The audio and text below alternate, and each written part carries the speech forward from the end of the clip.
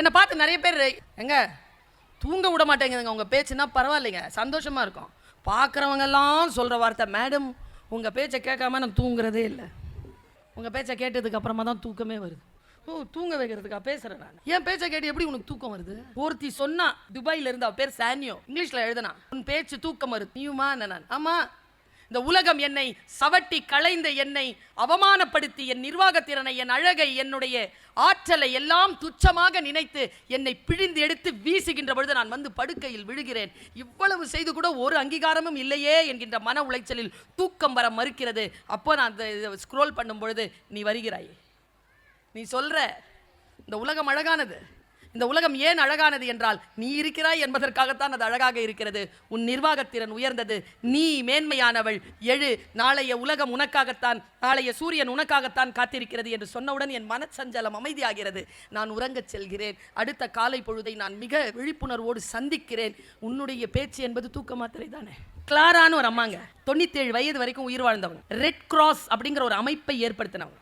அந்த அம்மா கிட்ட உங்கள் இளமையின் ரகசியம் என்ன, உங்களுடைய புத்தி கூர்மையின் ரகசியம் என்னன்னு கேட்டபொழுது அவங்க சொன்ன ஸ்டேட்மெண்ட்டை சொல்கிறேன். முக்கியமாக பெண்களுக்கு சொல்கிறேன். ஆண்கள் பாவங்க, அவங்களுக்குலாம் நான் ஒன்றுமே சொல்ல முடியாது. ஏன் தெரியுமா?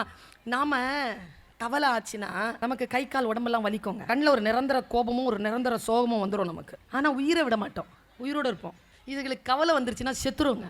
அதனால தான் நான் சொல்கிறேன், கவலைப்படாமல் இருங்க. டக்குன்னு ஹார்ட் அடிச்சிருங்க, டக்குன்னு கிட்னி அடிச்சிடும். பெண்களுக்கான மெட்டபாலிசம் வேற. பெண்கள் புத்தியோடு தான் போராட்டம் அவர்களுக்கு. நான் ரொம்ப நுட்பமாக இதை நான் சொல்லிக் கொண்டிருக்கிறேன். நமக்கு என்று ஒன்று வாய்ப்பு வருகின்ற பொழுது இந்த பெண்கள் இருக்கிறீங்கல்ல, இந்த பெண்கள் மிக மிக கவனத்தோடு சொற்களை, வாழ்க்கையை நீங்கள் சந்திக்க வேண்டும். சொற்களை, வாழ்க்கையை சந்திக்கிறது அப்படிங்கிறது என்னன்னு சொல்கிறேன். படித்ததெல்லாம் எனக்கு ஏன் ஞாபகம் வருது? தன் வாழ்க்கையின் அழகின் ரகசியம் என்னன்னு கேட்ட பொழுது கிளாரா சொன்னது எல்லாம் ஒரே ஸ்டேட்மெண்ட் தான். நான். பெண்கள் கேட்கிறீர்களா அந்த பேச்சை? பக்கத்தில் உட்கார சகோதரர் சொல்கிறார், கேட்குறேன். புரியுதா அவங்க ஏன் அவ்வளோ அழகாக முன்னேறாங்கன்னு? நீ யாருக்கு வேணாலும் சொல்லு, நான் கேட்பேன். அவர் சொன்னார், அந்த கிளாரா சொன்னார், நான் துக்கங்களையும் துயரங்களையும் நினைவில் வைத்துக் கொள்வதில்லை. எவ்வளோ பெரிய வார்த்தை. ஆனால் கேட்ட அம்மா சும்மா இல்லை, அது கேட்டுச்சு. யாராவது நினைவுபடுத்தினாங்கன்னா அதுக்குன்னே இருக்குமே வீட்டில். எங்க காலையில் 6:30 மணிக்கு கிளம்புனேங்க. நான் எங்கேயும் நிற்கலை, வேலை வேலை வேலை, காரில் தான் சாப்பிட்டேனே. இப்படி தான் காலேஜுக்கும் போவேன். நான் காலேஜில் நான் கிளாஸ் எடுக்கிறது இந்த ட்ரெஸ்ஸில் தான். காலையில் 6:30 மணி நான் எழுந்திரிச்சு போய் 7:30 மணிக்கு சைன் பண்ணணும், ஃப்ரெஷ்ஷாக போவோம்ல. அப்போ கேட்பாங்க எங்கள் டிபார்ட்மெண்ட்டில் ஒரு டீச்சர், இப்போ அவங்க ரிட்டையர் ஆகிட்டாங்க. ஃப்ரெஷ்ஷாக உள்ளே போவேங்க. என்ன பருவின் ஒரு மாதிரியாக இருக்குது, இவ்வளோ சந்தோஷமாக வச்சுருக்க கூடாதுங்கிறதுல கவனமாக இருந்து ஒரு வார்த்தை அப்படி போடுவாங்க. லூஸு மாதிரி பெராண்டிக்கிட்டு சுற்றுவோம் நாம் அந்த ஒரு சொல்லலை. அவங்களுக்கெல்லாம் சொல்கிறேன், அவர் தந்த பதில் என்ன தெரியுமா?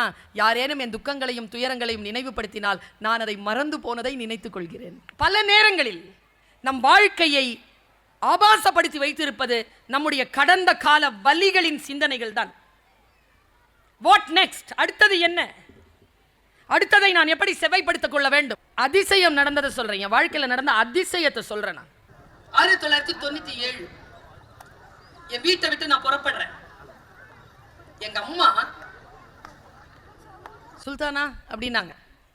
எல்லாம் சொல்லிட்டேன், கிளம்புறேன். நான் எங்கே போகிறேன்னா வெளிநாடு போகிறேன். 7 மணி ஃப்ளைட். மீசாப்பேட்டிலேருந்து போகிறதுக்கு 1.5 மணி நேரம் ஆகும். 7 மணிக்கு போர்டிங், 1.5 மணி நேரம் ஆகும். முன்னால் போய்க்கலாம். ஒரு 4 மணிக்கு செருப்பு போடுறேன், 3 மணி நேரம் முன்னால் இருக்கணும்னு சொல்லிட்டாங்க. சரி போடுறேன். நிறுத்துச்சு எங்கள் அம்மா. நீ பிறந்த போது எங்கே சூட்கேஸ் வச்சுக்கிட்டு வாசலில் நிற்கிற, செருப்பு போட்டுக்கிட்டு. அப்போ ஆரம்பிக்கிறாங்க பேச்சை. நீ பிறந்தபோது உங்கள் அப்பா உன்னை பார்க்க வரல.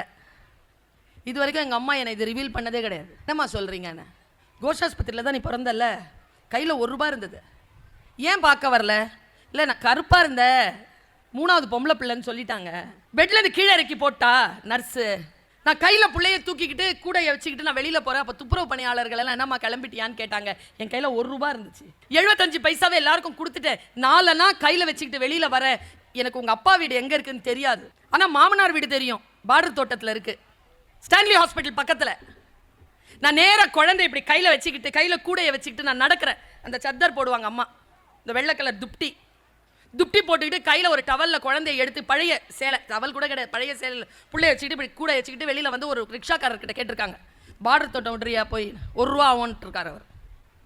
1 ரூபாலாம் இல்லை, 4 தான் இருக்குது. 15 பைசா பிள்ளைக்கு பாலுக்கு, 10 பைசா தான் தருவேன். பிள்ளை தாச்சி நான் இப்போ தான் பிறந்து 3 நாள், வீட்டிலலாம் ஏற முடியாது, கூட்டிகிட்டு போறியா இல்லையா இப்படி கேட்டிருக்கேங்க அம்மா. அந்த ரிக்ஷாக்காரில் ஏறுமா அப்படின்ட்டாரான். ஏறிட்டாங்களா? ஏறும்போது என்னை பார்த்துருக்காங்க. அந்த பழைய சேலையிலேருந்து 2 காலு கீழே தொங்கிட்டு இருந்திருக்கு என் கால். அது 2 பாதம் செவந்து போயிருந்திருக்கு பிங்க் கலரில்.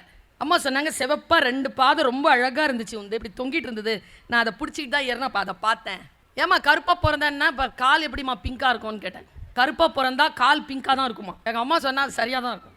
நான் ஏறினல்ல ரிக்ஷாவில், எங்கே போகிறோன்னு தெரியாமல் அந்த 2 காலு தான் வெளிநாட்டுக்கு போகிறதுக்காக ஃப்ளைட் ஏற போகுது சொல்லிட்டு சொன்னதுதான் மேட்டர். அங்கே எங்கேயாவது கடல் இருந்தால் அந்த கடலில் உன் காலை நினச்சிரு. ஃபஸ்ட்டு தடவை தானே போகிற, மலேசியாவில் கடல் இருக்குமா தெரியாதுமா, இருந்தா போய் கால் நினச்சிரு. ஏமான்னு கேட்டேன். உன் கால் தொட்ட தண்ணி உலகமெல்லாம் சுத்தம் இல்லைப்பா. என்னங்க அம்மாங்க, அம்மா மனசு பாருங்க, என் பிள்ளையினுடைய காலில் தொட்ட தண்ணி உலகமெல்லாம் சுத்தணும். நாங்களே இது வரைக்கும் 31 நாடுகளுக்கு பயணம் போயிட்டு வந்துட்டேன். சொல்லில் மறைந்திருந்தது சூட்சுமம், சொல்லில் மறைந்திருந்தது அருள். வாங்கிக் கொண்டேன் சரிமான்னு சொன்னேன். முக்கியமான விஷயம், என்னை கூட்டிகிட்டு போய் ரிக்ஷாக்கார் விட்டார்ல, அவர் அந்த 10 பைசா வாங்கலை. இந்த 31 நாடுகளுக்கு நான் போயிட்டு வந்தேன்ல, ஒரு டிக்கெட்டை கூட நான் சொந்த செலவில் வாங்கினதில்லை. 10 பைசா செலவு கிடையாது. தொடங்கி வச்சது ரிக்ஷாக்கார். சொற்களை வாங்கி வைத்துக் கொள்ளுங்கள், அதில் எங்கே ஆசீர்வாதம் மறைந்திருக்கிறது என்று யாருக்கு தெரியும்? யாருக்கு தெரியும்? சொல் தானே. கடந்து போயிட முடியுமா? கடந்து போகாமல் பிடிச்சிக்கிறதுக்கு சொல்ற. ஒரு பொண்ணு 10ஆம் கிளாஸ் பொண்ணு பாம்பேல 10ஆம் கிளாஸ் படிச்ச உடனே கல்யாணம் பண்ணி வச்சுட்டாங்க ஒரு போலீஸ் கான்ஸ்டபிளுக்கு. அந்த பொண்ணு பேர் அம்பிகா. நீங்க வேணா கூகுள் பண்ணி பாருங்க. அந்த பொண்ணு என்ன தெரியுமா பண்ணிருக்கு? வீட்டுக்கு வந்துட்டு அந்த அவருக்கு அயன் பண்ணி கொடுக்குமா. அந்த கான்ஸ்டபிளுக்கு தான், புருஷனுக்கு அயன் பண்ணி கொடுக்கும்போது சொல்லிச்சான், நானும் படிக்கவான்னு. படிமான்னு சொல்லிட்டாரா அவர். போலீஸ் உடனே அவ்வளோ ஆசை. 15 வருஷங்க அந்த பொண்ணு படிச்சு காவல் பணித்துறையில் டிஎஸ்பியாக உயர்ந்து ஃபர்ஸ்ட் பொசிஷனே டிஎஸ்பி தான் போயிருக்குது. ஸ்டேஷனுக்கு போய் இறங்கின உடனே கதவு திறந்து ஃபர்ஸ்ட் சல்யூட் அடிச்சது புருஷன். எங்கே வந்து அந்த சொல் அந்த பிள்ளைக்கு கிடைத்தது என்று எனக்கு தெரியாது. ஒன்றும் இல்லை, இலக்கு நோக்கி பயணிப்பதற்கான ஆற்றலை அந்த குழந்தைகள் தான் பெறணும். ஒன்றும் இல்லை, என்கிட்ட ஒருத்தங்க கேட்டாங்க, நீங்கள் எப்படி பழைய விஷயங்கள்லாம் ஞாபகம் வச்சு பேசுகிறீங்கன்னு. அந்த ரகசியத்தை சொல்லிடவா? நான் இன்னொரு போலீஸ் ஸ்டோரி சொல்கிறேன்.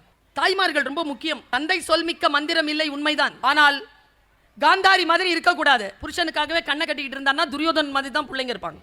கண்ணை திறந்து பார்க்கணும், உள்ள எங்கே போகுது எங்கே வருது என்ன பண்ணுதுன்னு பார்க்கணும்.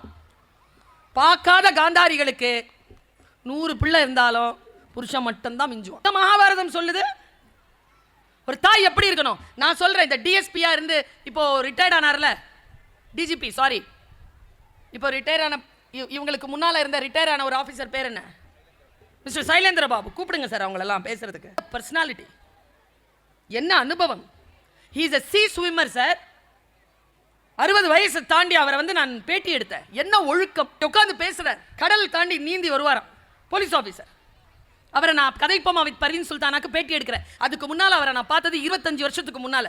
இங்கே சென்னையில் ஒரு ஸ்கூல், நானும் அவர் உட்காந்துருக்கோம். Chief guest of honour. அவர் ஒரு 20 நிமிஷம் பேசினார். அதில் ஒரு 8 நிமிஷம் அவர் பேசின பேச்சை நான் மறக்கவே மாட்டேன். சொன்னார், பிள்ளைகளுக்கு சொல்கிறார், பெற்றோர்களுக்கு சொல்கிறார், எங்கள் அம்மாவுக்கு நாங்கள் நிறைய பசங்க, எங்கள் அப்பா ஒரு உழைப்பாளி, அந்த நாகர்கோயில் கலந்த மொழியில் பேசுவார்.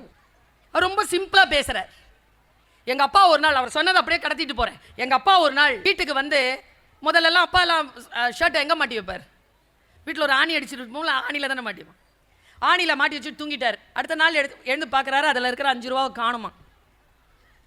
உடனே ஒய்ஃபை கூப்பிட்டு கேட்டிருக்காரு, 5 ரூபா வச்சிருந்த எடுத்தியாம்மா? இல்லை நான் எடுக்கல. பிள்ளைங்கிட்ட கேள்வி யாராவது எடுத்தாங்களான்னு. பிள்ளைங்க கிட்டலாம் கேட்டிருக்காங்க, யாரும் எடுக்கலை. இது கடந்து போச்சு 12-15 வருஷம். அந்த பையன் வந்து 10-12 வயசோ படிச்சுட்டு இருந்தாங்க. யார்? சைலேந்தர் சார். 15 வருஷத்துக்கு அப்புறமா அவர் ஒரு போலீஸ் ஆஃபீஸர் ஆகிட்டார். ஃபஸ்ட்டு சேலரி வித் யூனிஃபார்ம் வந்து அம்மாட்ட கொடுக்குறாரு. அம்மா இப்படி உட்காந்துருக்காங்க. அவர் கீழே ஒரு காலை மடித்து ஒரு காலை இப்படி வச்சு கொடுத்துருக்காரு மரியாதையாக. அம்மா வாங்கி பார்த்துட்டு தலையை தடவிட்டுருக்காங்க. நல்லா இருப்பாங்க. அதே பொசிஷனில் அம்மா கிட்ட ஒரு கன்ஃபெஷன் பண்ணியிருக்கார். அவர் சொல்கிறார், நான் சேலரி கொடுத்துட்டு அம்மாட்ட சொன்ன ஒரு கன்ஃபெஷன், அம்மா இன்னிலேருந்து கொஞ்சம் நாளைக்கு முன்னால் நான் ஸ்கூல் படிச்சுட்டு இருக்கும்போது அப்பாவுடைய பர்ஸ்லேருந்து 5 ரூபா காணும் இல்லைம்மா. ஆமாம். அம்மா பதில், ஆமாம், அதை நான் தாம்மா எடுத்தேன். அம்மா ரிப்ளை, எனக்கு தெரியும்ப்பா, நான் எடுத்ததை பார்த்தியாம்மா? இல்லைப்பா. பின்ன நான் எடுத்தேன்னு எப்படிம்மா உங்களுக்கு தெரியும்? நான் உங்ககிட்ட வந்து கேட்டேன்ல, நீ எடுத்தியாப்பான்னு. அப்போ நான் எடுக்கலைன்னு நீ சொன்னல, அதை நான் நம்பலப்பா.